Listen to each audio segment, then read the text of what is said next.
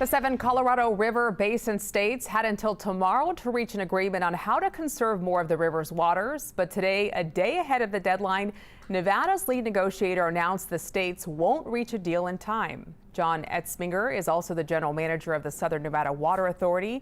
He tells Fox 5 the lower basin states don't feel the upper basin is making enough concessions, and says the upper basin wants too much in exchange for expanded conservation. However, he admits at some point someone's going to have to make a decision. The river doesn't care. The river's going to give us the amount of water the river's going to give us. So if we want to be the humans with our hands on the steering wheels, then we should get to work and get a deal done here. The federal government has offered the states 5 different options for future river management. He tells us the states like none of them. He expects to be back at the negotiating table next week. And now that another deadline has come and gone, it's becoming more likely that one or more states will turn to the courts to end the conservation dispute. But could a legal remedy actually worsen the river's already critical condition? Fox 5's Victoria Saha gets opinions from some experts. We have the governor of Arizona in very serious ways talking about litigation in newspapers. We have the top water official in Colorado talking about acrimony being a reality in the future. It's a battle of the haves and have-nots. The upper basin states have the water, the lower basin states have none.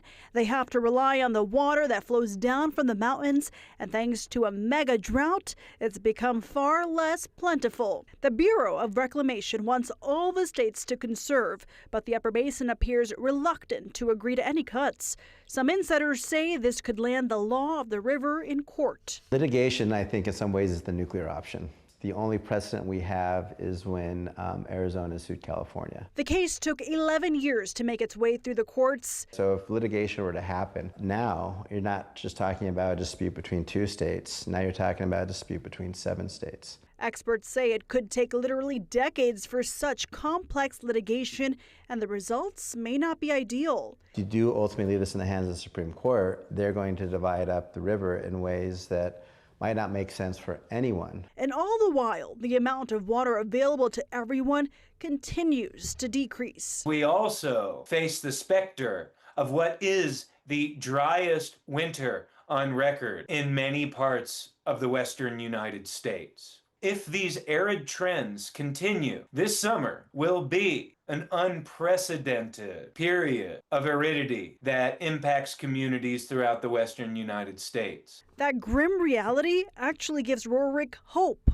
Hope that the experiences that could be underway this summer that are brought upon by exacerbated drought and aridity could be the thing that gets these guys to the table and forces them to hash out a realistic deal.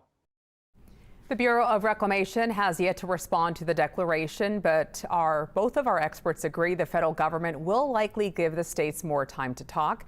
Technically, they have until October to cut a deal, which is when the current agreement expires.